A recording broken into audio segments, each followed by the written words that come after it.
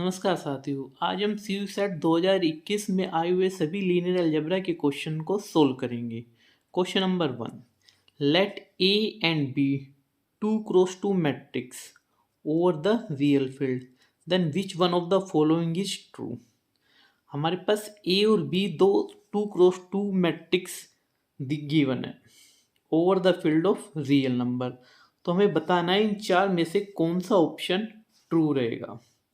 ठीक है, हमारे पास क्या है, डिटरमिनेंट निकालना है। अब इस क्वेश्चन को हम कैसे करेंगे, बाय ऑप्शन डिस्कार्ड मेथड। हम अपनी मर्जी से इसके अंदर ए और बी दो मैट्रिक्स एज्यूम करेंगे और ऑप्शन को एलिमिनेट करेंगे। लास्ट में जो ऑप्शन हमारे पास बच जाएगा वही हमारे पास इसका आंसर होगा। ठीक है, कॉन्सेप्ट। अब हम पढ़ते हैं इस क्वेश्चन को सोल्व करने में कौन से कॉन्सेप्ट का यूज किया गया है। हम इसमें ऑप्शन डिस्कार्ड मेथड का यूज कर रहे हैं। ठीक है, और साथ में फॉर्मूला, हमें इस फॉर्मूले की जरूरत पड़ेगी। Determinant of K I N is equal to K raise to power N determinant I N.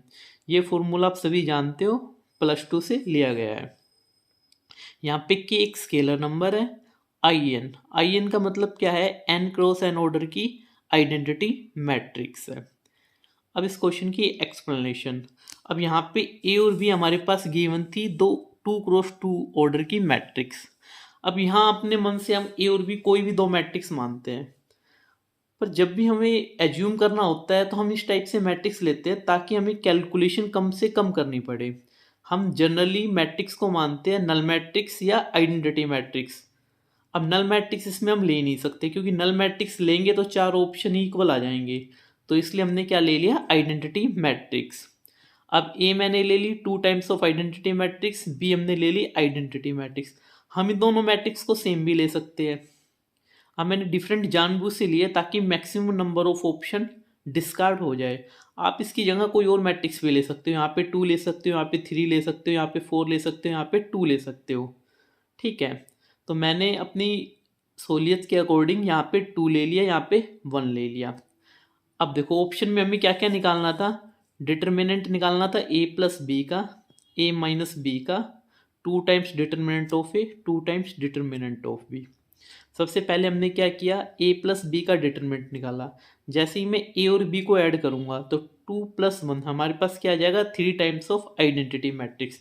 अब उसका हमें क्या निकालना है, डिटर्मिनेंट। अभी हमने रिजल्ट पढ़ा था, कभी भी आइडेंटिटी के साथ क्या हो, स्केलर मल्टीपल हो तो उसको हम बाहर कैसे ला सकते हैं, जितने ऑर्डर की वो मैट्रिक्स है उतनी पावर उस पर रेज कर दी जाए। यहाँ पे हमारा n की वैल्यू क्या है, 2, तो 3 स्केयर डिटर्मिनेंट ऑफ आइडेंटिटी। हमें पता है आइडेंटिटी का डिटरमिनेंट कितना होता है, 1, तो यहाँ से कितना मिल गया, 9। इसी टाइप से हम क्या करेंगे, डिटरमिनेंट ए माइनस बी को निकालेंगे।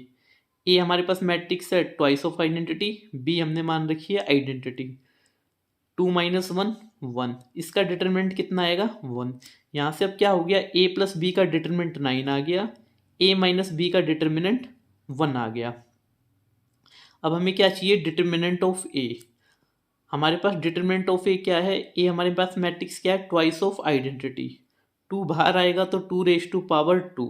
ठीक है, 2 टाइम्स हमें चाहिए इसलिए हमने इसका 2 टाइम्स कर दिया। यहाँ से हमारे पास कितना आ गया, 8। सेम इसी टाइप से 2 times of determinant of B, ये कितना आ गया, 2। Sum of determinant 9, difference of determinant 1। 2 times of determinant of A 8, 2 times of determinant of B. अब हम क्या करेंगे, बारी बारी करके सभी ऑप्शन को चेक करेंगे कि कौन सा सही है कौन सा गलत है।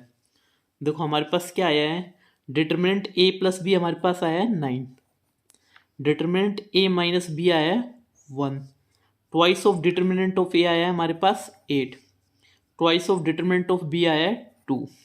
अब हमें चेक करना है कौन कौन से ऑप्शन इससे क्या है, डिस्कार्ड हो सकते हैं। सबसे पहले हमने किया, फोर्थ ऑप्शन को चेक कर रहे हैं, 9 - 1 करेंगे तो यहाँ पे कितना बचेगा, 8। 8 + 2 करेंगे तो यहाँ पे 10। अब 8 10 के बराबर है नहीं, तो इसका मतलब गिवन ऑप्शन क्या है, रॉन्ग है। यहाँ पे हमने क्या करना है, सम करना है, 9 + 1 10। यहाँ पे डिफरेंस करना है, 8 - 2 6, 10 डज नॉट इक्वल टू 6, इसका मतलब थर्ड ऑप्शन भी क्या है, रॉन्ग। सेकंड ऑप्शन को चेक करेंगे। अब की बार डिफरेंस करना है, 9 - 1 8। अब की बार क्या करना है, डिफरेंस 6। यहाँ से 8 आ गया, यहाँ से 6 आ गया, 8 डज नॉट इक्वल टू 6, इसका मतलब क्या है, सेकंड ऑप्शन। अब तीनों ऑप्शन गलत हो चुके हैं, इसका मतलब सही ऑप्शन क्या आएगा, फर्स्ट। एक बार हम फर्स्ट को चेक भी कर लेते हैं। सम ऐड करेंगे तो 9 + 1 क्या आ जाएगा, 10, और यहाँ से दोनों को ऐड करेंगे तो 10। यहाँ से हम क्या बता पाए, तीनों ऑप्शन गलत है, तो रिमेनिंग ऑप्शन 1 हमारा क्या होगा, करेक्ट ऑप्शन होगा। ठीक है, चलते अब नेक्स्ट क्वेश्चन की ओर। Question number 2, let W be subspace of R4 given by W such that then the dimension of W is। हमारे पास क्या गिवन है, W एक सबस्पेस है R4 का। ठीक है, अब हमें बताना है कि इसके डायमेंशन क्या होंगे। अब डायमेंशन को हम कैसे बताते हैं, किस तरीके से निकालते हैं, उसके लिए हमें इसके कॉन्सेप्ट की ज़रूरत पड़ेगी। ठीक है, डायमेंशन की क्या डेफिनेशन होती है, सबस्पेस के हम डायमेंशन कैसे निकालते हैं। ठीक है, उसके लिए हमारे पास कॉन्सेप्ट है ये। ठीक है, डायमेंशन निकालने के मेनली दो फॉर्मूले होते हैं। डायमेंशन ऑफ W, सबस्पेस के डायमेंशन किसके बराबर होते हैं, is equal to dimension of V, dimension of vector space minus number of linearly independent homogeneous restrictions applied over tuples of V to obtain W। ठीक है, इसका मतलब क्या है, जब भी हमें W मतलब सबस्पेस के डायमेंशन निकालने हो तो हमें dimension of V vector space के डायमेंशन में से क्या माइनस करना है, जितनी भी लीनियरली इंडिपेंडेंट रिस्ट्रिक्शन लगाई गई है। ठीक है, तो हम यहाँ से क्या निकाल सकते हैं, dimension of W।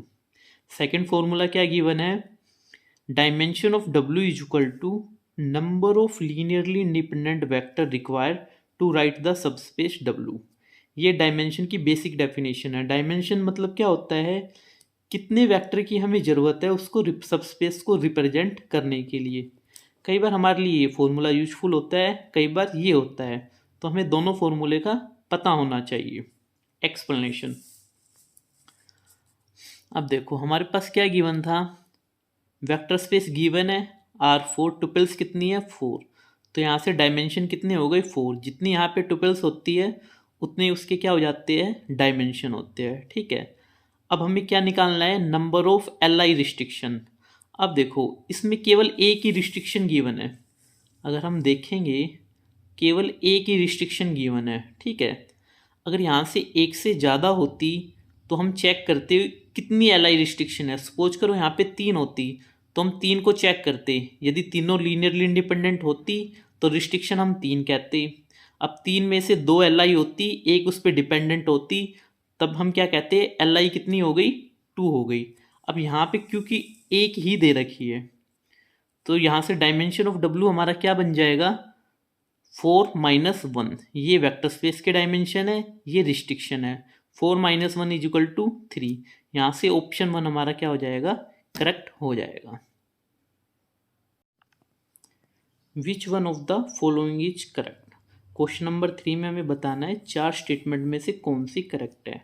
Option first, set S is linearly independent set of vector in R3। 2 में हमें चेक करना है कि गिवन सेट लीनियरली इंडिपेंडेंट है या नहीं है। थर्ड में हमें चेक करना है a subset of LD set of vectors is Li, a subset of Li set of vector is Li। हमें बारी बारी करके 4 ऑप्शन पे काम करना है। ठीक है, इसके लिए हमें कॉन्सेप्ट की ज़रूरत होगी। ठीक है, वो हम देखते हैं किस कॉन्सेप्ट की हमें ज़रूरत होगी। ठीक है, हमें पता है linearly independent set of vector में किसे कहते हैं, a set of vector v1 v2 vn from a vector space vf is said to be Li if only if whenever. जब हम इस फॉर्म में रिप्रेजेंट करें, उनके लीनियर कॉम्बिनेशन में लिखे, ठीक है, इक्वल टू 0, तो यहाँ से हमें क्या मिलना चाहिए, जितने भी स्केलर हैं सारे स्केलर की वैल्यू कितनी मिलनी चाहिए, 0। और यदि हमें किसी भी स्केलर की वैल्यू, कोई भी एक ऐसा स्केलर मिल जाए, if at least one of AI does not equal to 0, तो हम सेट ऑफ वेक्टर को क्या बोलेंगे, LD, लीनियरली डिपेंडेंट। ठीक है, ये तो डेफिनेशन थी Li और LD की। सेकंड रिजल्ट हमारे पास क्या है, every super set of a L D set is L D. Important result है कि कोई भी सुपर सेट होगा एल डी का, वो हमेशा क्या बनाएगा, एल डी ही बनाएगा। Every subset of a L I set is L आई। जो एल आई सेट है उसका सबसेट भी क्या होगा, हमेशा एल आई। अब देखो फोर्थ ऑप्शन हमारा यही है, a subset of a L I set of vector is L I. अब थर्ड रिजल्ट से फोर्थ वाला ऑप्शन क्या हो रहा है, डायरेक्ट करेक्ट हो रहा है। ठीक है, फोर्थ ऑप्शन ट्रू। पर फिर भी हम इसके हर ऑप्शन पे काम करेंगे। ठीक है, बारी बारी करके एक एक ऑप्शन पे काम करते हैं। देखो फर्स्ट पे सबसे पहले क्या गिवन था हमारे पास, सेट ऑफ वेक्टर एस था, 1 0 0 0 -1 0 1 1 0। ठीक है, हम इस सेट को ध्यान से देखेंगे तो हमें क्या पता चल रहा है, यदि यहाँ पे मैं 1 ले लूँ, यहाँ पे -1 और यहाँ पे 1, तो जैसे ही मैं इसको ऐड करूँगा तो यहाँ पे मेरे पास क्या मिल जाएगा, 0 0 और 0। ठीक है, हमने लीनियर कॉम्बिनेशन में लिखा है और सारे ए आई आगे वाले क्या है, स्केलर क्या है, नॉन जीरो है, तो यहाँ से क्या हुआ, ये लीनियरली डिपेंडेंट हो गया। ठीक है, पर ऑप्शन में बोला गया था एल आई है, तो यहाँ से क्रॉस हो गया। सेम टाइप से सेकंड ऑप्शन में किया, यहाँ पे मैंने 2 किया, 1 किया और -2 किया। ये इस टाइप से हमने चूज किए स्केलर कि जैसे ही मैं इस पर ऑपरेट करूँ तो यहाँ पे क्या बन जाए, मेरे पास 0 बन जाए। ठीक है, ये भी 0 बन गया, तो सेम लॉजिक से ये भी क्रॉस हो गया। ठीक है, थर्ड ऑप्शन हमारे पास क्या कह रहा था, a subset of a L D set of vector is L I. ठीक है, अब हमने क्या किया, हमने सपोज कर लिया एक सेट बनाया। ठीक है, किस टाइप से, जानबूझ से सेट बनाया है, एल डी। ठीक है, लीनियरली डिपेंडेंट क्यों है, किसी भी सेट में यदि 0 वेक्टर चला जाता है तो वो क्या बन जाता है, लीनियरली डिपेंडेंट बन जाता है। वैसे भी ये 2 टपल्स का है, तो मैक्सिमम लीनियरली इंडिपेंडेंट सेट में 2 ही एलिमेंट आ सकते हैं, तो इसमें 3 एलिमेंट आ गए, तो इसका मतलब ये क्या है, एल डी। अब क्वेश्चन में क्या बोला गया था कि जो एल डी का सबसेट है ना वो हमेशा एल आई रहेगा, तो ये कोई ज़रूरी नहीं है। क्यों, हमने इसका एक सबसेट लिया S1, S1 में 2 एलिमेंट डाले, जानबूझ से हमने 0 को रखा है। ठीक है, 0 0 1 0, ये हमारा एल डी सेट है। एल डी सेट क्यों, क्योंकि इसके अंदर क्या आ गया, 0 वेक्टर आ गया। पर स्टेटमेंट में तो ये कहा था यदि S हमारे पास एल आई है तो उसका यदि S हमारे पास एल डी है तो उसका सबसेट भी हमारे पास कैसा आना चाहिए, एल आई आना चाहिए। पर हमने एक ऐसा एग्जाम्पल ढूंढ दिया है जिसमें उसका सबसेट कैसा आ रहा है, एल डी आ रहा है, इसलिए थर्ड ऑप्शन भी क्या हो गया, रॉन्ग हो गया। ठीक है, ओके। क्वेश्चन नंबर 4, नंबर 4 बहुत ही इंपॉर्टेंट क्वेश्चन है। ठीक है, लेट ए हमारे पास 3x3 की एक मैट्रिक्स गिवन है, then the system of linear equation Ax = y has a solution. हमें बताना है किस y के लिए इस नॉन होमोजीनियस सिस्टम के पास क्या हो, सॉल्यूशन हो।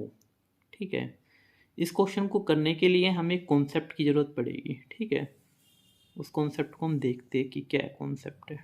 ठीक है, कॉन्सेप्ट, जब भी हमारे पास नॉन होमोजीनियस सिस्टम हो, Ax = b, यदि यहाँ पे b हमारे पास नल मैट्रिक्स हो जाए तो ये होमोजीनियस सिस्टम बन जाता है। ठीक है, इसके रिजल्ट्स हम देखते हैं क्या है। Rank of A does not equal to rank of A B. ठीक है, यदि हमारे पास मैट्रिक्स ए की rank A augmented B matrix की रैंक के इक्वल ना आए तो then there is no solution, तो इस सिस्टम के पास कोई भी सॉल्यूशन नहीं रहेगा। यदि rank of A is equal to rank of A augmented B then number of is equal to number of variables, then there is a unique solution. यदि rank of A और rank of A B equal आ जाती है और किसकी equal आती है, number of variable की, तो इस सिस्टम के पास हमेशा कैसा सॉल्यूशन रहेगा, यूनिक सॉल्यूशन रहेगा। यदि रैंक ऑफ ए किसके इक्वल आ जाए, rank of A B less than equal to n, यहाँ पे रैंक ऑफ ए बी क्या इक्वल तो है पर लेस देन किसके है, नंबर ऑफ वेरिएबल के, then there are infinite number of solution, तो कितने सॉल्यूशन होंगे हमारे पास, इनफाइनाइट सॉल्यूशन होंगे। ठीक है, हमें इस लॉजिक का यूज करना है। ठीक है, सबसे पहले हम क्या करेंगे, मैट्रिक्स ए की रैंक को चेक करेंगे। ठीक है, फाइंड द रैंक ऑफ ए। अब मैट्रिक्स ए की रैंक हम कैसे निकाल सकते हैं भाई, रो एक्लॉन मेथड से निकाल सकते हैं, डिटरमिनेंट मेथड से निकाल सकते हैं। तो हमने क्या किया, 3x3 मैट्रिक्स है, उसका डिटरमिनेंट इजीली हम निकाल सकते हैं। तो हमने इसमें क्या किया, डिटरमिनेंट निकाला। डिटरमिनेंट ऑफ ए हमारे पास क्या आ गया, सोल्व कर लिया हमने डिटरमिनेंट को, ये हमारे पास आ गया नॉन जीरो। यहाँ से क्या पता चला, रैंक ए की क्या है 3, ठीक है। रैंक ए हमारे पास कितनी हो गई 3 हो गई, ठीक है। Rank of A equal to 3। अब रैंक ऑफ ए किसके बराबर आएगी, rank of A augmented B, क्योंकि जो रैंक ए है वो तो क्या हो गई 3। अब मैं ए के साथ कुछ भी ऐड करूँ तो रैंक में कोई फ़र्क नहीं पड़ेगा, रैंक हमारे पास कितनी रहेगी 3 ही रहेगी। For any choice of y, तो यहाँ पे वाई पे ये डिपेंडेंट नहीं है, तो यहाँ से हमारे पास वाई पे डिपेंडेंट नहीं है, तो कौन से वाला ऑप्शन ट्रू होगा, देखो भाई पहला ऑप्शन तो क्या कह रहा था, वाई इस टाइप का होना चाहिए। सेकंड ऑप्शन कह रहा है फॉर ऑल वाई, कह रहा है हर टाइप के वाई के लिए सॉल्यूशन देगा। थर्ड कह रहा है बस वाई की ये स्पेसिफिक फॉर्म होनी चाहिए। फोर कह रहा है ये फॉर्म होनी चाहिए। अब हमें पता है ये वाई पे तो डिपेंड है ही नहीं, इसलिए इसका ऑप्शन करेक्ट कौन सा आएगा, second, for all y belongs to R Q. यदि इस मैट्रिक्स ए की रैंक 3 नहीं आती तब हमें चेक करना पड़ता कि वाई की कौन सी फॉर्म आएगी, ठीक है, फिर इसका ऑप्शन बी करेक्ट नहीं होता, ठीक है। ओके, क्वेश्चन नंबर 5 देखो, क्वेश्चन नंबर 5 फिर से सबस्पेस के ऊपर पूछा गया है। Which one of the following set of vectors alpha is equal to alpha 1 alpha 2 alpha n in R raise to power n is a subspace of R n। हमें बताना है इन चार ऑप्शन में से कौन सबस्पेस बनाएगा इसका और कौन नहीं बनाएगा, ठीक है। इसके लिए हमें क्या सबस्पेस वाले कॉन्सेप्ट की ज़रूरत रहेगी, इसलिए हमने क्या किया, सबस्पेस की डेफिनेशन को देखा, ठीक है। रिजल्ट्स क्या कहते हैं, a non empty subset W of a vector space VF is called a subspace of VF if and only if.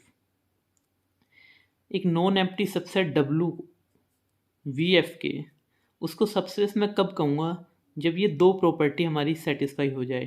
पहली प्रॉपर्टी तो क्या है, क्लोजर प्रॉपर्टी, U और V का मैं कोई भी दो एलिमेंट उठाऊंगा यदि उनका सम उसमें जा रहा है, ठीक है। और सेकंड प्रॉपर्टी क्या है, स्केलर मल्टीप्लिकेशन वाली, एक एलिमेंट मैंने सबस्पेस में से उठाया, एक मैंने फील्ड में से उठाया, यदि उन दोनों का प्रोडक्ट किस में जा रहा है, W के अंदर जा रहा है, ठीक है। यदि ये दोनों प्रॉपर्टी सेटिस्फाई हो जाती है तो मैं क्या कहूँगा, W VF का सबस्पेस है, अदरवाइज नहीं, ठीक है। एक result important, homogeneous system AX equal to null matrix always form subspace. जब भी आपको इस टाइप का कोई भी सिस्टम मिल जाए, मतलब इस टाइप की रिस्ट्रिक्शन मिल जाए सबस्पेस के अंदर, तो वो हमेशा सबस्पेस बनाएगा, हमें चेक करने की ज़रूरत नहीं होती, ठीक है। अब हम क्या करेंगे, बारी बारी ऑप्शन को चेक करेंगे।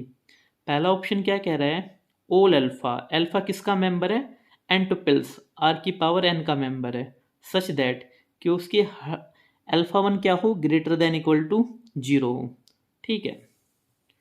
अब हमने इसको चेक किया, ठीक है। W किस टाइप का सबस्पेस डिफाइन कर रखा है, सेट डिफाइन कर रखा है, alpha belongs to R n such that जो अल्फा 1 है, जो इसका पहला टपल का मेंबर है, वो क्या है, ग्रेटर देन इक्वल टू 0। अब हम क्लियरली देख सकते हैं, जैसे ही मैं इस पर स्केलर मल्टीप्लिकेशन कर रहा हूँ, मैंने चूज कर लिया -1, -1 से इससे मल्टीप्लाई किया, तो ये जो पहले alpha 1 greater than equal to 0 था, जैसे मैं माइनस से मल्टीप्लाई करूँगा तो ये क्या बन जाएगा, alpha 1 less than equal to 0। तो यहाँ से क्या हुआ, minus alpha does not belongs to W। ये स्केलर मल्टीप्लिकेशन वाली प्रॉपर्टी को होल्ड नहीं कर रही, तो इसका मतलब क्या है, फर्स्ट ऑप्शन सबस्पेस नहीं बनाएगा, इसलिए रॉन्ग है, ठीक है। अब हम काम करते हैं सेकंड ऑप्शन पे। सेकंड ऑप्शन क्या कह रहा है, alpha belongs to R n, किस टाइप का मेंबर है, alpha 1 plus 3 alpha 2 is equal to alpha 3, ठीक है। पहले मेंबर को उसके थर्ड वाले मेंबर, सेकंड वाले मेंबर से 3 टाइम्स मल्टीप्लाई करके ऐड करेंगे तो वो थर्ड मेंबर के इक्वल आ जाएगा, ठीक है। तो अब देखो हमने क्या किया, एस अल्फा 3 को मैं इस साइड ले आया। अब मैं ध्यान से देखूँ तो ये क्या बन गया, हमारा एक होमोजीनियस टाइप का सिस्टम बन गया, AX equal to null matrix. कभी भी इस टाइप का सिस्टम बन जाए आपको कि कोई भी वेक्टर्स आपस में मल्टीप्लिकेशन ना हो, स्केलर मल्टीप्लिकेशन हो सकती है पर वेक्टर मल्टीप्लिकेशन नहीं होनी चाहिए, वो हमेशा क्या बनाता है, सबस्पेस बना सकता है। आप इसको चेक भी कर सकते हो, ऊपर वाले रूल से ही हमेशा क्या बनाता है, सबस्पेस बनाता है, ठीक है। तो ये ऑप्शन हमारे पास क्या है, करेक्ट है।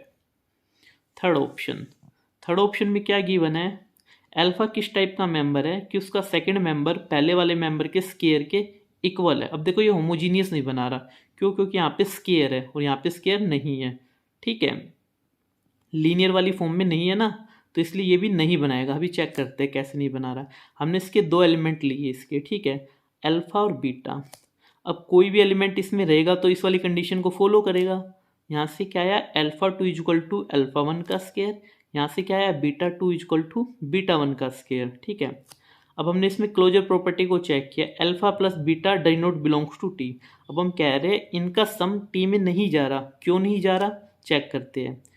भाई अल्फा प्लस बीटा टी में कब जाएगा, जब alpha plus beta alpha two plus beta two का स्केयर किसके बराबर हो, alpha one plus beta one के स्केयर के बराबर हो।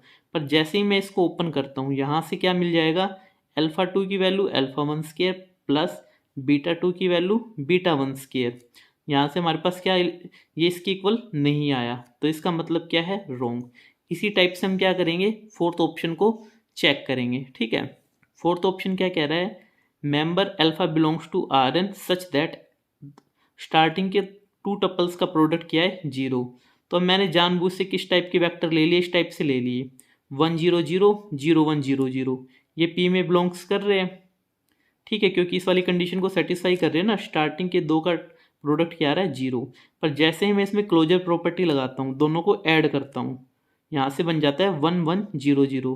अब स्टार्टिंग के दो का प्रोडक्ट तो जीरो नहीं आ रहा, इसका मतलब वो सबस्पेस पी में नहीं जाएगा, तो यहाँ से ये ऑप्शन भी क्या हो गया, रॉन्ग। तो करेक्ट ऑप्शन हमारे पास क्या आया, second. Okay, question number 6, let M T denote the transpose of matrix M given that M हमारे पास मैट्रिक्स ये है, वेयर साथ में कंडीशन गिवन है। कंडीशन क्या कह रही है, एम का ट्रांसपोज किसके इक्वल है, एम इनवर्स के है। तो हमें क्या है, इस एक्स की वैल्यू बतानी है। अब हम कैसे बताएंगे, इस रिजल्ट का यूज करके। केवल एक चीज़ मेन गिवन है कि जो मैट्रिक्स का ट्रांसपोज है वो इसके इन्वर्स के इक्वल है, तो हमें एक्स की वैल्यू को फाइंड आउट करना है, ठीक है। इसके लिए हमारे पास एक रिजल्ट की जरूरत पड़ेगी, वो रिजल्ट हम देखते हैं, ठीक है। ऑर्थोगोनल मैट्रिक्स, किसी भी मैट्रिक्स को ऑर्थोगोनल कब कहते हैं, जब A into A transpose is equal to A transpose A is equal to identity. यदि कोई भी मैट्रिक्स इस टाइप की प्रॉपर्टी को होल्ड करती है उसको हम बोलते हैं ऑर्थोगोनल मैट्रिक्स, ठीक है। ऑर्थोगोनल मैट्रिक्स की एक खास विशेषता होती है क्या, ए इनवर्स, जो उसका इनवर्स है वो किसके इक्वल होता है, मैट्रिक्स के ट्रांसपोज के इक्वल होता है, ठीक है। मैट्रिक्स का इनवर्स किसके इक्वल होता है, उसके ट्रांसपोज के इक्वल होता है। अब देखो कोई भी मैट्रिक्स ऑर्थोगोनल होती है उनमें ये विशेषताएं होती है क्या, sum of square of all the element of row matrix A equal to 1। आप मैट्रिक्स की कोई भी रो उठा लीजिएगा, उसका यदि मैं स्केयर करूंगा और उन सबको ऐड करूंगा तो मेरे पास क्या मिलना चाहिए, 1 मिलना चाहिए, ठीक है। ऑर्थोगोनल का मतलब यही होता है। और साथ में product of any two distinct row is equal to 0। मैं कोई भी दो रो उठाऊं जो डिस्टिंक्ट हो, उसका मैं प्रोडक्ट करूं तो मेरे को क्या मिलना चाहिए, 0 मिलना चाहिए। हम इस रिजल्ट का यूज करते हुए इस प्रॉब्लम को सोल्व करेंगे, ठीक है। अब क्वेश्चन में हमारे पास क्या गिवन है, M transpose equal to M inverse. ये तभी पॉसिबल है जब एम हमारे पास क्या होगी, ऑर्थोगोनल होगी, ठीक है। यदि ऑर्थोगोनल है तो क्या होगा, product of any two row equal to 0। अब किसी भी दो रो का प्रोडक्ट करो, क्या आना चाहिए, 0। तो मैंने क्या किया, जो ऊपर दो रो गिवन थी, पहली रो हमारे पास क्या गिवन थी, 3/5 4/5। सेकेंड रो क्या गिवन है, x एंड 3/5। हमने इन दोनों की मल्टीप्लाई की, इन दोनों को मल्टीप्लाई करी, ऐड करके 0 के इक्वल रख दिया, ठीक है। ऐड करके 0 को 0 के इक्वल रख दिया है। यहाँ से हमने x की वैल्यू फाइंड आउट कर ली, -4/5। यहाँ से क्या हो गया, ऑप्शन नंबर 1 करेक्ट। देखो ये कुछ स्पेशल मैट्रिक्स होते हैं, उनके रिजल्ट्स होते हैं, जैसे इन्वोलेटरी मैट्रिक्स हो गई, आइडम्पोटेंट मैट्रिक्स हो गई, यूनिटरी मैट्रिक्स हो गई। यदि आपको इनके रिजल्ट्स चाहिए और इन पे क्वेश्चन चाहिए तो आप कमेंट्स कर सकते हो, मैं एक वीडियो उनके ऊपर भी बना दूंगा। Next question, question number 7, important question है भी ये भी, ठीक है। काफ़ी बार पूछा जाता है ये, CSI नेट में भी आया हुआ है ये सेम क्वेश्चन।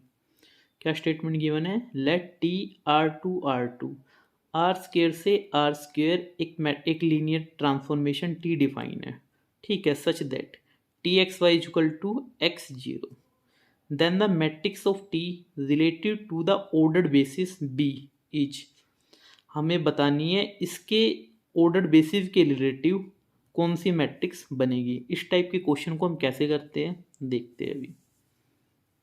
सबसे पहले हमने क्या किया, लीनियर ट्रांसफॉर्मेशन को लिखा, the given L T X Y equal to X zero, ठीक है। Therefore for the ordered basis B, ordered basis कौन सी गिवन है हमारे पास, 0 1 1 0 वी हैव, हमने इस ट्रांसफॉर्मेशन के रिस्पेक्ट में इस बेसिस की आउटपुट निकाल ली। T01 हमारे पास क्या बन जाएगा, 0 0, T10 क्या बन जाएगा, x की जगह x, y की जगह 0, 1 की जगह 1, 0 की जगह 0, ठीक है।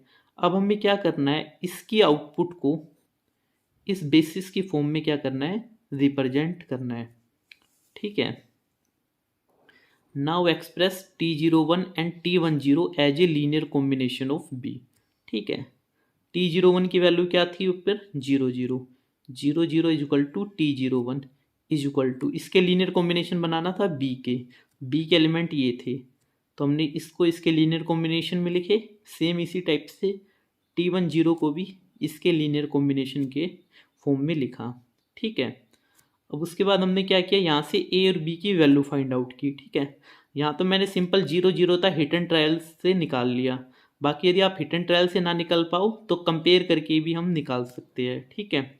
यहाँ से हमारे पास A B की वैल्यू आ गई, ठीक है। यहाँ से हमारे पास 0 0 आ गई, यहाँ से इसकी वैल्यू आ गई 0 1 आ गई, ठीक है। यहाँ से जो मैट्रिक्स बनती है ध्यान रखना वो क्या बनती है, B transpose T relative to B T, 0 0 0 1 0 0 0 1। जो हमारी रिक्वायर्ड मैट्रिक्स होती है वो क्या होती है, इस मैट्रिक्स का आप क्या करो, ट्रांसपोज कर दो, ठीक है। जैसे ही मैं इस मैट्रिक्स का ट्रांसपोज करता हूँ क्या बनेगा, 0 0 0 1। देखो यहाँ पे तो मैट्रिक्स इस टाइप की गिवन थी कि ट्रांसपोज करने पर कोई फर्क नहीं पड़ना। आपको ध्यान रखना है कभी भी इस वाले ऑप्शन पे टिक मत कराना। जो ये मैट्रिक्स बनती है वो बी ट्रांसपोज की फॉर्म में बनती है, हमें चाहिए होता है बी बनाना है दोबारा से, तो हमें क्या करना होगा, इसका क्या लेना पड़ेगा, ट्रांसपोज लेना पड़ेगा, ठीक है। तो यहाँ से हम ऑप्शन को मैच करेंगे, ऑप्शन नंबर 2 हमारा क्या करेक्ट हो जाएगा, ठीक है।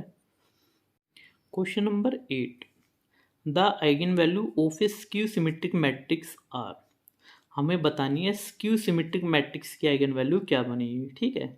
इस टाइप के क्वेश्चन को हम दो तरीके से सोल्व कर सकते हैं। पहला, हमें डायरेक्ट रिजल्ट याद हो, यदि हमें रिजल्ट्स याद नहीं है तो हम अपनी मर्जी से स्क्यू सिमेट्रिक्स मानेंगे और उसका डिटरमिनेंट निकाल के देख लेंगे, डिटरमिनेंट के बाद आइगन वैल्यू निकाल लेंगे, ठीक है। या डायरेक्ट कैरेक्टरिस्टिक इक्वेशन से भी हम आइगन वैल्यू निकाल सकते हैं, ठीक है, ठीक है। इसको सोल्व करने के लिए हमें इन रिजल्ट्स की ज़रूरत पड़ेगी, ठीक है, ताकि हम इस क्वेश्चन को जल्दी से कर पाए। मैट्रिक्स की टाइप्स गिवन है, कभी भी हमारे पास रियल सिमेट्रिक मैट्रिक्स हो, डेफिनेशन क्या होती है रियल सिमेट्रिक मैट्रिक्स की, ए किसके बराबर होता है, ए ट्रांसपोज के बराबर। डिटरमिनेंट क्या आएगा, एन ए नंबर।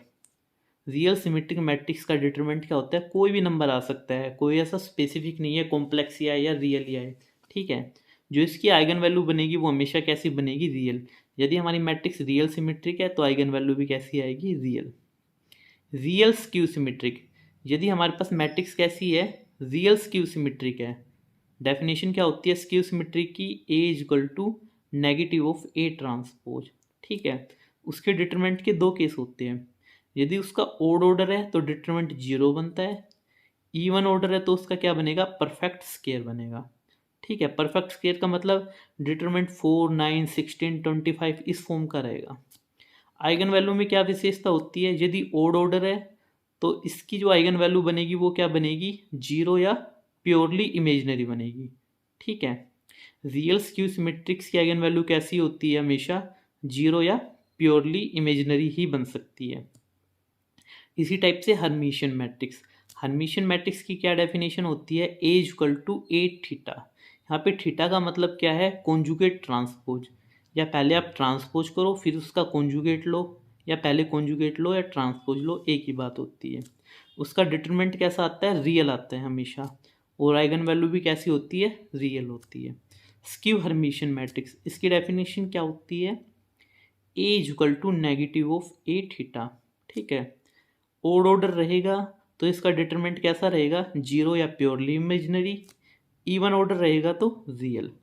इसकी आइगन वैल्यू कैसी चलेगी, जीरो या प्योरली इमेजिनरी, ठीक है। ये रिजल्ट्स यदि आपको याद है तो आपको क्वेश्चन में बहुत हेल्प मिलेगी, ठीक है। एक्चुअल में ये क्वेश्चन है ना रॉन्ग गिवन है। क्वेश्चन में क्या बोला गया है, the eigen value of skew symmetric matrix, यहाँ पे रियल स्क्यू सिमेट्रिक मैट्रिक्स नहीं गिवन है। यदि यहाँ पे रियल स्क्यू सिमेट्रिक मैट्रिक्स नहीं है ना तो इसमें से कोई सा भी ऑप्शन करेक्ट नहीं है, ठीक है। एक्सप्लेनेशन देखते हैं हम इसकी। देखो क्वेश्चन की एक्सप्लेनेशन के साथ मैं आपको प्रूफ दे रहा हूँ कि ये क्वेश्चन गलत क्यों है। मैट्रिक्स क्या है, must be mention real skew symmetric, otherwise all option are incorrect. क्यों, देखो स्क्यू सिमेट्रिक मैट्रिक्स का हमने पढ़ा है, आइगन वैल्यू कैसी होगी, आर्बिट्रेरी हो सकती है, पर रियल स्क्यू सिमेट्रिक मैट्रिक्स की हमेशा कैसी मिलेगी, प्योरली इमेजिनरी और जीरो। फॉर एग्जाम्पल, अब हमने स्क्यू सिमेट्रिक मैट्रिक्स लिए जो रियल नहीं है, ये मैट्रिक्स कैसी है, स्क्यू सिमेट्रिक मैट्रिक्स है, ठीक है। रियल नहीं है क्योंकि कॉम्प्लेक्स एंट्री है। अब जैसे ही मैंने इसकी आइगन वैल्यू निकाली, आइगन वैल्यू हमारे पास क्या आ गई, +-1 रियल आ गई, तो हम कैसे कह सकते हैं कि इसकी आइगन वैल्यू प्योरली इमेजिनरी या जीरो आएगी, तो यहाँ से सारे ऑप्शन इसके क्या हो गए, गलत हो गए।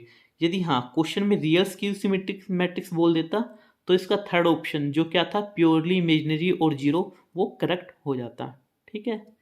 अब भी किसी को कोई डाउट है तो कमेंट्स कर सकता है, okay. Question number 9, the dimension of vector space of all symmetric matrix of order n cross n with real entry and trace equal to zero is. हमें क्या करना है, मैट्रिक्स के डायमेंशन बताने हैं, उस पर रिस्ट्रिक्शन क्या क्या गिवन है, सिमेट्रिक मैट्रिक्स है और साथ में क्या है, ट्रेस उसका जीरो है, और एंट्रीज कौन सी लेनी है, रियल एंट्रीज। अब इस टाइप के क्वेश्चन को करने के दो मेथड्स होते हैं, या तो हमारे पास फॉर्मूले याद हो, फॉर्मूले याद नहीं है तो हम अपना दिमाग चलाएंगे और उसकी हेल्प से हम क्या करेंगे, इस क्वेश्चन को सोल्व करेंगे, ठीक है। सबसे पहले हम रिजल्ट्स देखते हैं, रिजल्ट्स क्या होते हैं। देखो ये डायरेक्ट फॉर्मूले होते हैं, यदि हमारे पास मैट्रिक्स कैसी है, सिमेट्रिक है, तो उसके डायमेंशन का क्या फॉर्मूला होता है, n×n+1/2। यदि मैट्रिक्स स्क्यू सिमेट्रिक है तो फॉर्मूला ये होता है, यहाँ पे प्लस की जगह यहाँ पे क्या आ जाता है, माइनस आ जाता है, ठीक है। यदि हमारे पास मैट्रिक्स इस टाइप की हो, ट्रेस ऑफ ए क्या है, जीरो, तो टोटल डायमेंशन कितने होते हैं, n×n मैट्रिक्स के n², ठीक है। यहाँ पर एक कंडीशन गिवन है कि उसका ट्रेस जीरो हो, तो इस मैट्रिक्स के डायमेंशन कितने हो जाएंगे, n² - 1। इसी टाइप से नीचे वाली है, इसमें क्या है, ∑i=1 से n aij=0 for all j, ठीक है। यहाँ पे j की कितनी पॉसिबिलिटी है, n पॉसिबिलिटी है, तो यहाँ से हमारे पास एक्चुअल में क्या आ गई, n रिस्ट्रिक्शंस आ गई, तो हमने टोटल डायमेंशन में से क्या किया, रिस्ट्रिक्शन को माइनस कर दिया, तो ये इसके क्या आ गए, डायमेंशंस आ गए, ठीक है। अब इसकी एक्सप्लेनेशन देखते हैं। क्वेश्चन में क्या प्रोवाइडेड था, मैट्रिक्स कैसी है, सिमेट्रिक, और साथ में ट्रेस क्या है, जीरो, ठीक है। हमें पता है सिमेट्रिक मैट्रिक्स के डायमेंशन कितने होते हैं, n×n+1/2, ठीक है। अब सिमेट्रिक के साथ उसमें एक रिस्ट्रिक्शन और दे दी गई है, ट्रेस क्या होना चाहिए, जीरो, तो उस रिस्ट्रिक्शन को हमने इसमें से माइनस कर दिया, यहाँ से हमारे पास ऑप्शन नंबर 1 करेक्ट हो गया, ठीक है। ये एक्सप्लेनेशन कब थी, जब हमें फॉर्मूले याद है। अब बाई चांस हमें फॉर्मूले याद नहीं है, इस टाइप से कोई क्वेश्चन आ जाता है, तो हिट एंड ट्रायल, ऑप्शन को डिस्कार्ड करके हम इस क्वेश्चन को कैसे करेंगे देखते हैं अभी, ठीक है। सेकंड मेथड, ठीक है। अब देखो क्वेश्चन में क्या बोला गया है, मैट्रिक्स कैसी आनी चाहिए, सिमेट्रिक, और ट्रेस जीरो। तो मैंने सबसे पहले सबसे छोटे ऑर्डर की मैट्रिक्स ली है, 2x2 ऑर्डर की ली है, ठीक है। इस टाइप से इसको डिजाइन मैंने किया है जानबूझ से कि मैट्रिक्स सिमेट्री हो। सिमेट्री के लिए क्या होना चाहिए, ये और ये एलिमेंट सेम होना चाहिए, तो मैंने यहाँ पे ए रख दिया, यहाँ पे ए रख दिया। और डायगोनल एलिमेंट्स किस टाइप से होने चाहिए, इनका सम जीरो होना चाहिए, तो यहाँ पे बी रख दिया, यहाँ पे -b रख दिया, ठीक है। मैट्रिक्स को इस टाइप से हमें डिजाइन करना है जो गिवन रिस्ट्रिक्शन को फुलफिल करे, ठीक है। n की वैल्यू क्या है, 2, 2x2 ऑर्डर की मैट्रिक्स है। डायमेंशन ऑफ ए का मतलब हमें कितने टाइप के डिस्टिंक्ट एलिमेंट की ज़रूरत है। यहाँ पर हम केवल दो टाइप के एलिमेंट की ज़रूरत है, एक ए टाइप्स की एक बी टाइप्स की। तो यहाँ से डायमेंशन कितने आ गए, दो। ठीक है, जब एन की वैल्यू 2 थी तो हमारे पास डायमेंशन कितने आ गए, दो। अब हमें क्या करना है, बारी बारी करके ऑप्शन को चेक करना है। पहला ऑप्शन हम पहले हम सेकंड ऑप्शन से कर रहे हैं, क्योंकि फर्स्ट ऑप्शन तो हमारा करेक्ट ही है। सेकंड ऑप्शन में क्या गिवन था, n into n minus one by two minus one. जैसे ही मैं n की वैल्यू 2 डालूंगा, यहाँ से क्या मिलेगा, 0। पर आना तो डायमेंशन कितना चाहिए, 2, तो क्रॉस। ऐसे ही थर्ड ऑप्शन में चेक किया, 4 आया, डज नॉट इक्वल टू 2, तो ये रॉन्ग है। इसी टाइप से फोर ऑप्शन में मैंने चेक किया, आ गया 0, गलत है, क्योंकि यहाँ पे तो 2 आना चाहिए। इसलिए 2, 3, 4 ये तीनों ऑप्शन क्या हो गए, डिस्कार्ड हो गई। बचा कौन सा ऑप्शन, 1। फर्स्ट ऑप्शन में जैसे ही हम 2 डाल के चेक करते हैं तो हमारे पास 2 ही मिलता है डायमेंशन। तो इसका मतलब क्या है, फर्स्ट ऑप्शन हमारा करेक्ट है। तो हमने इस क्वेश्चन को दोनों मेथड से सीख लिया है। यदि हमें फॉर्मूला याद है तब भी, फॉर्मूला याद नहीं है तब भी। ठीक है। क्वेश्चन नंबर 10 में क्या गिवन है, suppose V is a finite dimensional non zero vector space over the complex field and T क्या है, हमारे पास एक लीनियर ट्रांसफॉर्मेशन है वी से वी में, such that range of T is equal to null space of T, then which one of the following is correct. हमें V के डायमेंशन के बारे में बताना है। देखो क्वेश्चन में कहीं भी गिवन ही नहीं है कि वी के कितने डायमेंशन है। ठीक है, फाइनाइट है, इनफाइनाइट है। फाइनाइट तो गिवन है, पर फाइनाइट की वैल्यू गिवन नहीं है ना हमारे पास कितनी है। तो यहाँ पे कुछ ना कुछ स्टेटमेंट में मिसिंग है, इसलिए ये क्वेश्चन रॉन्ग है। क्योंकि जब तक हमें इसके डायमेंशन के बारे में पता ही नहीं है तो हम कैसे कह सकते हैं 7 हो सकता है, 11 हो सकता है, 9 हो सकता है, 6 हो सकता है। तो इस स्टेटमेंट में कुछ ना कुछ मिसिंग है। तो इसलिए क्या है, डाटा इनसफिशिएंट, इसको हम सोल्व नहीं कर सकते क्योंकि स्टेटमेंट में डाटा पूरा दिया हुआ नहीं है। ठीक है। Last question of linear algebra, for the matrix A, हमारे पास ए मैट्रिक्स गिवन है, हमें ए इनवर्स निकालना है। ठीक है, बहुत ही फेमस क्वेश्चन है, आपको ये हर कम्पिटिटिव एग्जाम में, एमएससी एंट्रेंस कोई भी यूनिवर्सिटी का हो, आप किसी भी यूनिवर्सिटी का चेक कर लेना एंट्रेंस एग्जाम में, उसमें इस टाइप का क्वेश्चन आपको ज़रूर मिलेगा देखने के लिए। ठीक है, हमें ए इनवर्स निकालना है। इस टाइप के क्वेश्चन करने, किस टाइप से हम इस क्वेश्चन को करेंगे देखते हैं, रिजल्ट्स देखते हैं। ठीक है, देखो इसको क्वेश्चन को सोल्व करने के लिए हम क्या करते हैं, केले हैमिल्टन थ्योरम का यूज करते हैं। केले हैमिल्टन थ्योरम हमें क्या कहती है, every characteristics equation satisfy by matrix A. जो करेक्टरिस्टिक्स इक्वेशन होती है, करेक्टरिस्टिक इक्वेशन किस टाइप से होती है, determinant of A minus lambda is equal to 0। ठीक है, जैसे ही हम इसको सोल्व करते हैं तो लैम्डा के अंदर एक एक्सप्रेशन बन जाता है। ठीक है, हम लैम्डा की जगह क्या ए डाल सकते हैं। ठीक है, अब ये चीज़ क्या है, ट्रेस सम, अभी हम समझते हैं। ठीक है, जब भी मैट्रिक्स का ऑर्डर क्या है, 3 × 3, तो हमें इस डिटरमिनेंट को ओपन करने की ज़रूरत बिल्कुल नहीं है। ठीक है, हम बिना डिटरमिनेंट को ओपन करे भी इसका एक्सप्रेशन लिख सकते हैं। अब कैसे लिख सकते हैं वो देखते हैं। सबसे पहले आपको क्या लिखना है, लैम्डा क्यूब। ठीक है, माइनस यहाँ पे क्या लिखना है, trace of A matrix. Trace का मतलब क्या होता है, सम ऑफ आइगन वैल्यू और सम ऑफ डायगोनल एलिमेंट। ठीक है, मल्टीप्लाई लैम्डा स्क्वायर प्लस, अब इसके बाद क्या है, प्रिंसिपल माइनर का सम, A11 plus A22 plus A33, ये क्या है, प्रिंसिपल माइनर्स है। मल्टीप्लाई में lambda minus determinant of A is equal to 0। ठीक है, ये कब है, जब मैट्रिक्स का ऑर्डर क्या है, 3 × 3। यदि 2 × 2 होता तो हम क्या लिखते, lambda square minus trace of A lambda plus determinant of A is equal to 0। तो कोई एक चीज़ ध्यान रखनी है, साइन से कभी कंफ्यूज नहीं होना है। साइन हमेशा अल्टरनेट चलते हैं, प्लस से स्टार्ट होगा हमेशा, प्लस माइनस। ठीक है, केले थ्योरम क्या कहती है, आप लैम्डा की जगह यहाँ पे क्या अप्लाई कर सकते हो, मैट्रिक्स ए भी लिख सकते हो। तो यहाँ से ये एक्सप्रेशन इसमें कन्वर्ट हो जाएगा। ठीक है, अब हमें देखो गिवन मैट्रिक्स क्या थी, ये यहाँ से हम क्या करेंगे, ट्रेस निकालेंगे, डिटर्मिनेंट निकालेंगे। ठीक है, ट्रेस हमें सीधा दिख रहा है 1 + 1, सम ऑफ क्या होता है, डायगोनल एलिमेंट। तो 1 और 1 कितना हो जाएगा हमारे पास, ट्रेस क्या आ गया, 2। डिटरमिनेंट हम इसका आसानी से निकाल सकते हैं। ठीक है, हमने क्या किया, ट्रेस निकाला, आया 2, डिटरमिनेंट निकाला, आ गया 1। ठीक है, उसके बाद हमें क्या निकालने, प्रिंसिपल माइनर। A11 में क्या करेंगे, 1 वाले एंट्री की रो कॉलम को छोड़ देंगे, बचे हुए ये आ गए हमारे पास, इसका डिटरमिनेंट निकाला 0।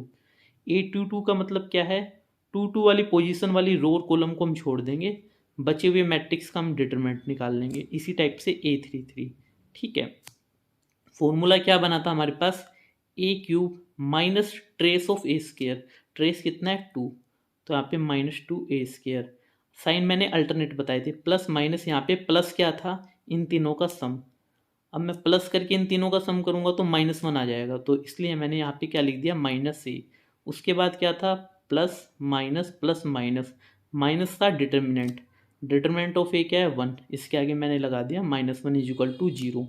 तो को हमें चाहिए था ए इनवर्स, पर ये एक्सपेंशन हमारे पास किस में आया है, ए में आया है। तो मैंने पूरी मैट्रिक्स को ए इनवर्स से क्या कर दिया, मल्टीप्लाई कर दिया। तो यहाँ पे मल्टीप्लाई किया तो यहाँ पे मेरे पास क्या बन गया, A², यहाँ से -2A minus identity minus A inverse. A inverse को मैं इस साइड ले गया तो मेरे पास ये एक्सप्रेशन बच गया। तो यहाँ से ऑप्शन 4 हमारा क्या है, करेक्ट है। क्लियर है, ओके।